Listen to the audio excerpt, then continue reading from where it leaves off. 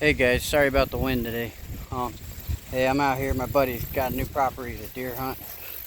All this creek line behind me. But the farmer was also asking if anybody knew anything about beaver trapping or had anybody who could do with beaver and stuff. Lucky for him, he knew a guy. That's me.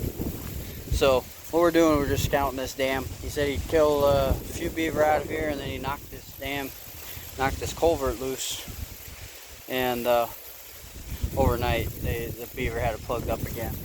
So I'm just doing some scouting. I want to take you guys through a walkthrough with me, so I'll show you what we're looking at here. So we got the pond, and obviously behind me over there's big drainage that jumps into. It's great because the ducks are hanging out in here, but I don't think he's a duck hunter. What we got here is a very faint run right here. I don't know if that's probably more coon. So putting a dog proof here would be great. There's another one just back here. Right there, there's just another trail. I think those are mostly coon. I don't know if he's got otter in here or not.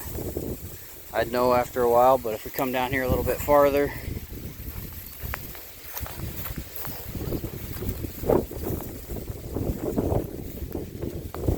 we got another pretty good crossover here going. There's a little bit of water back down in there. So this one might be good for a double. I'll put a, probably end up putting a drowner here. Trapper J special there. But I'll put a drowner there. And I'll probably come over on this side. And I'll probably hang a snare there. You can catch beaver in 220s. I've caught some pretty big ones in 220s. That's not out of the option. But then to come up a little farther, here comes another one. Again, drowner going down, and then I'm not sure where it goes. I think it tucks in right through there. I might put another snare in there, or a conibear. That looks like a better spot for maybe a 220. But you never stop there. So what we all, since we're out here, we're going to be looking for everything: coons, coyotes. I think it sounds like we're going to have an okay time with getting on here to coyote trap, which this guy also raises cattle. So obviously pinch points like this levee here that we're on, that will be a good spot for the coyotes coming through here. Put one or two on each end of it, just depending on the winds, which way the winds are blowing. Just anything crossing here, you get a chance of catching it. But what is also nice about this spot is just up here somewhere, all the cows have died. It's on the other side of that little timber thicket there. So it smells like dead animals here. So this is more of one of those spots for you, probably a little more curiosity, because they're going to have more food than they know what to do, or something different that they're not used to. But again, I'll give you another location here. If I was to set here, we got the field edge coming through here. We got the dump station back here where he's been dumping. You got that road that comes all the way through, running all the way down. And then we got the levee here. I'd probably put my trap right kind of where that brown spot is there. It's kind of a natural cross through. That's where I'd put one, and then probably put my other one somewhere back up in there. And then that's where I'd probably put my traps here. If you really wanted to, you could probably put one there and here, just to catch them if they're cutting this trail here down, or if they're cutting this trail here, or whatever coming through here. If it's good enough for one, it's good enough for two. But it can't go much farther that way because Iowa law, can't be within 20 feet of a exposed bait. So, but here's a little tip for you, because I always had a hard time. Like if I'm looking at this 2-track, most of the time I'd set up against this side here, probably right up against that tall piece right there. I'd probably sit there. But most of the coyote signs out here. So would that be a good spot? Yeah, there's still some coyotes going there. but most of it's right here. So, catting this trail, you can kind of see all of our tracks running right through here. And like I said, there are a few on that side, but putting your trap bed somewhere right in here wouldn't be a bad idea, because it would keep them. It's right on the line of travel. Like that would probably be a good spot right in there. Right on the line of travel, you got the pan guard here for the loose draw, and then you got the backing all this.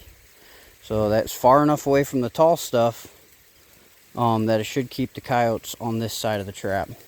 So that will probably eventually end up getting a coyote trap in there. But the thing you run into with that though is, yeah, that's a big pile of shit for coyotes, but it looks like coon to me. That's also another problem you're gonna have, is there are coon tracks on this. So on this one, I'd probably set probably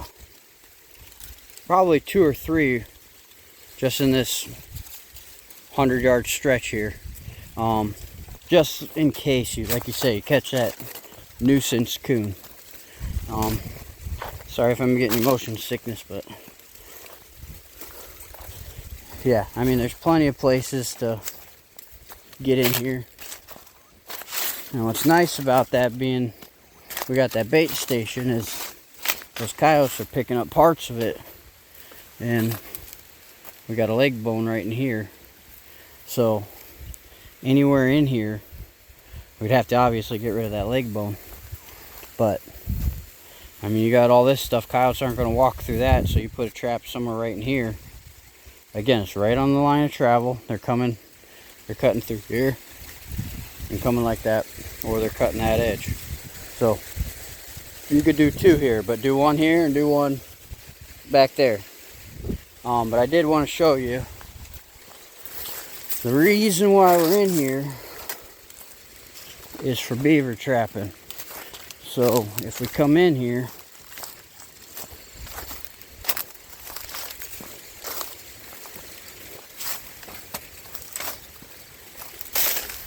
I did a little hike earlier and I know it's here. So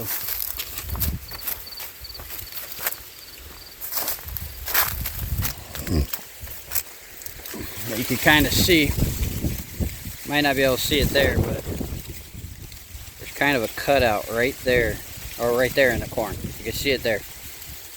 Alright, that's a big beaver run. And I know you guys have seen it on some of them other videos, but so we're walking in opposite direction from that main feed field, or the main pond.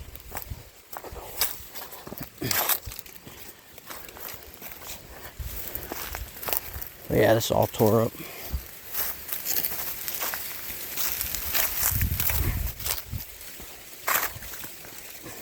Yeah. And this is why I brought you guys along. I mean, that would see a beaver run when you see one. It's a hell of a beaver run. I don't know if I could get down there.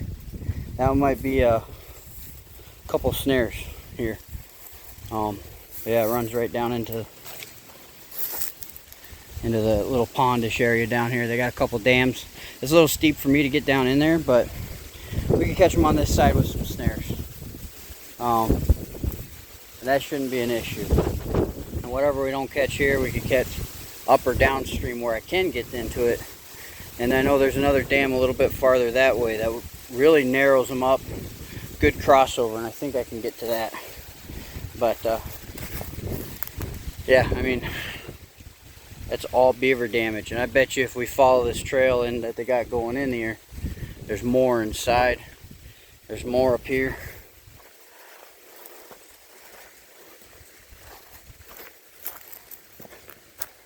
So I'm guessing, yeah, you can see them.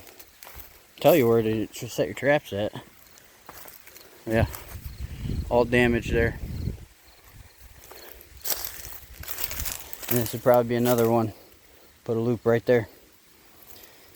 You don't have to go super big. You just got to get them past their front shoulders.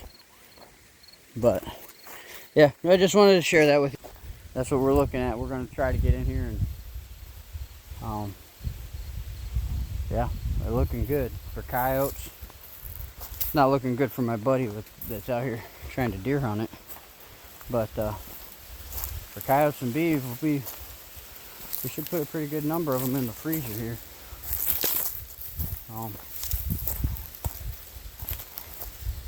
But yeah, between them, the coons, it looks like he's got some turkeys in here. But yeah, actually it looks like we got another run right up here. Just walk a little ways farther. Yep. So another run right there. This is getting a little shallower, but that's still too steep for me. Again, another loop right there. And yeah, it's not nearly as bad as those other two are, but that's enough. And I'm pretty sure if I keep walking this, we'll keep running into them. So, oh, look, we got a couple little buck rubs right there. I'll go check those out. But yeah, a video. I'm not setting yet. This is just a scouting trip for me. See if it was something I can even physically do or what. But yeah, so we got all these busted up here. So yeah, there's a buck rub there.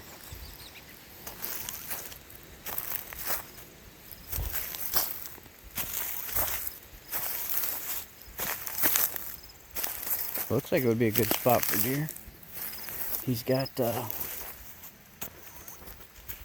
corn on coming into alfalfa, so this would be another good spot for some coyote traps right around them bales and right along this field separation. I got distracted, but yeah, there's a couple more buck rubs.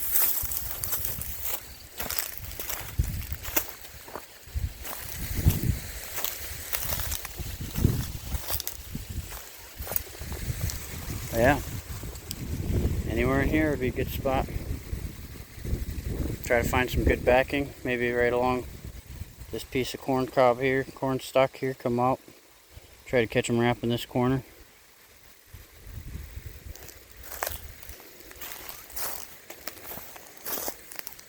And then probably do something about 10 or 15 feet away from them hay bales. Catch them mousing around there.